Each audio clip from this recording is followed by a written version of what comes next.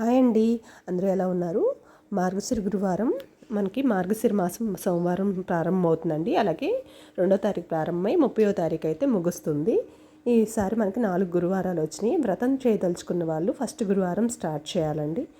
ఈ మార్గశిర మాసం లేదా వ్రతం కుదరని వాళ్ళు లాస్ట్ గురువారం మనం 5గురికి తాంబూలం ఇచ్చుకోవాలి. వ్రతం కుదరని వాళ్ళు కనీసం ఒక గురువారం చేసుకున్నా చాలా మంచి జరుగుతుందండి. ఈ లక్ష్మీ అమ్మవారి పూజ మనకి దాదాపు నార్త్ ఇండియన్స్ బాగా చేస్తారు, మన తెలుగువారి కంటే కూడా.